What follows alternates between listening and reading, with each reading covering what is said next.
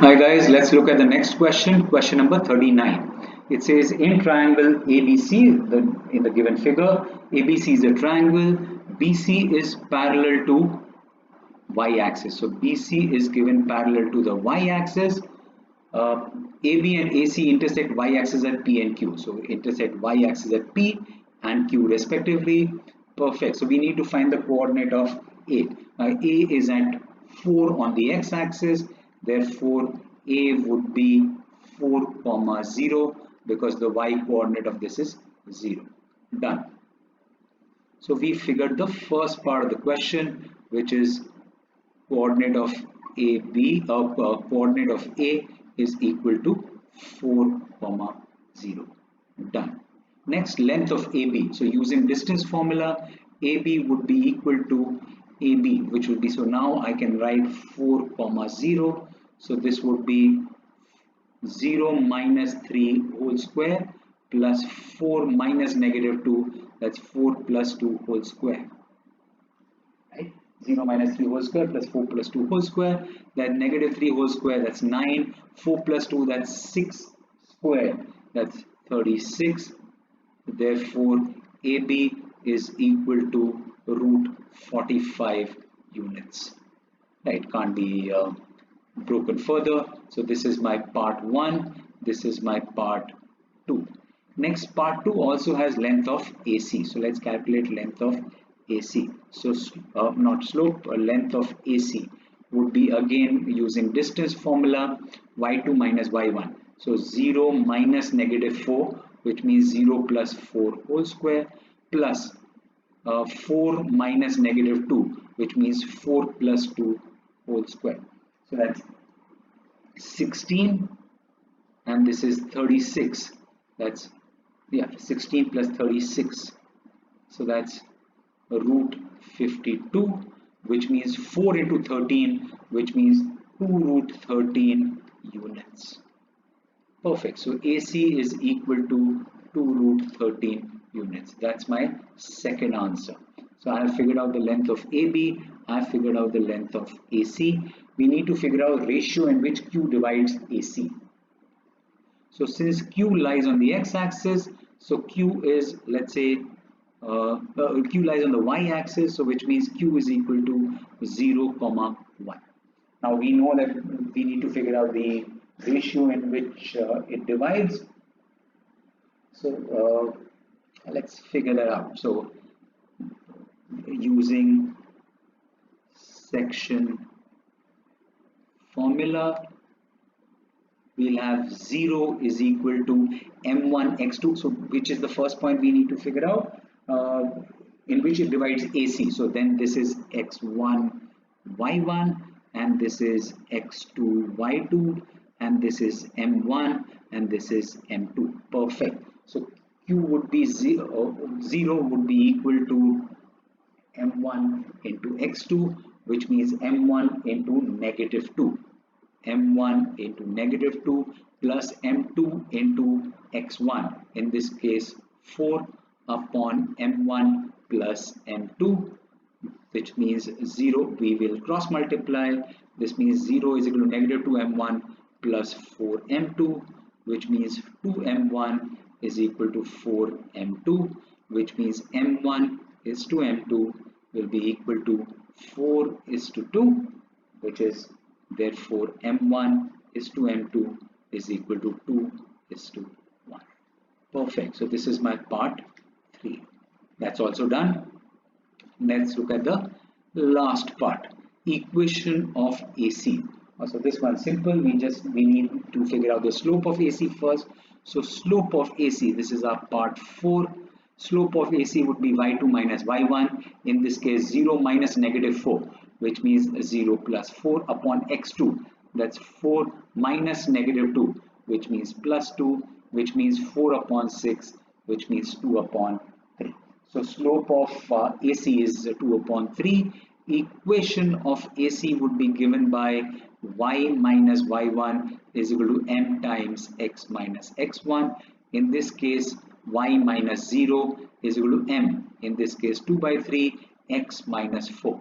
Cross multiply, 3y is equal to 2x minus 8. That's my required equation. 3y is equal to 2x minus 8.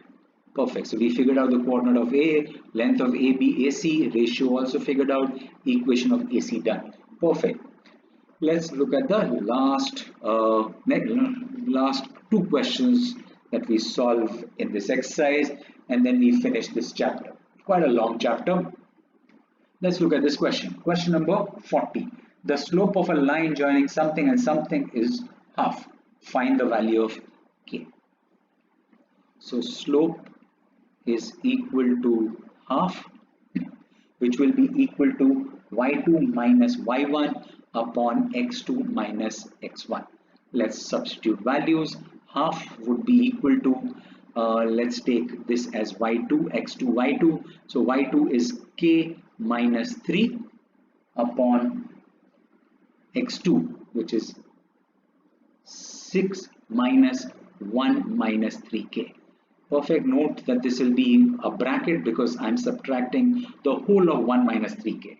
So this is equal to half is equal to k minus 3 upon 6 minus 1 plus 3k. Yes, 6 minus 1 plus 3k. Let's cross multiply now. So 6 minus 1 is 5, 5 plus 3k. So 5 plus 3k is equal to 2k minus 6. Is this correct? Yes, 5 plus 3k is equal to 2k minus 6, which means 3k minus 2k is equal to negative 6 minus 5, which means k is equal to negative 11. Perfect. So I have the value of k is equal to negative 11, which means let me find point P. P would be 6 comma negative 11 and Q. So Q is 1 minus 3k would be equal to 1 minus 3 into negative 11, which means 1 minus 3 into negative 11 is plus, so 1 plus 33, so 1 minus 3k would be equal to 34. So now I have the value of Q. Q would be equal to, Q is given as 1 minus 3k, which is 34 comma 3. Perfect. So I figured out the value of Q. Now let me find out the midpoint. So midpoint of PQ would be given by the midpoint formula. So P is 6 plus 34 upon 2 and negative 11 plus 3 upon 2. That 6 plus 34 is 40 upon 2, which makes it 20. And negative 11 plus 3 is negative 8 upon 2, which is negative 4. So that's my midpoint. Done. Let's look at the last question of this exercise. There's a diagram given, which I don't know why I haven't drawn. Let me just draw it quickly. Should have drawn, but doesn't matter. Let's draw it quickly here. Right. So this is what is given. This is my y-axis. This is origin. This is x. This is point 4, negative 1. This is point A. And this is point B. Perfect. So AB meets x-axis at A. So since it's meeting at x-axis, this would be x comma 0. And y-axis at B. So in meeting at y-axis, B would be 0 comma y. So let's write this assumption. Let A is equal to x comma 0 and B is equal to 0 comma y. Done. It divides AB in the ratio 1:2. So this is one part and this is two part. So now we'll have to apply the section formula. So using section formula, let's see what we get. X coordinate, which is 4, will be equal to m1 x2 plus m2 x1 upon m1 plus m2. Right, so 4 will be equal to m1, in this case 1 into x2, which is y, plus 2 into, no, 1 into x2 is 0. So my mistake, x2 is 0. How can y coordinate be x2? Right, so 1 into 0, right, plus 2 into x upon m1 plus m2, that's 1 plus 2, which means 4 into 3, that's 12, is equal to 2x. Therefore, x is equal to 6. Similarly, let's calculate the y coordinate. So y coordinate would be uh, -1 is equal to 1 into y2, which means 1 into y plus m2 into y1, which is 0 upon 1 plus 2. In this case, -1 into 3, that's -3 is equal to y. Therefore, y is equal to -3. Perfect. So what do we have to calculate? We need to calculate coordinates of A and B. A is equal to 6, 0 and B is equal to 0, -3. Done. Next, we need to calculate the equation of line through P and perpendicular to AB. So there has to be a line which is passing through P and is perpendicular to AB. So this is my required line approximately. It is making an angle of 90 degree. So let's find the slope of AB first. So slope of AB would be given by y2 minus y1. So AB is -3 minus 0 upon 0 minus 6, which is -3 upon -6, which is half.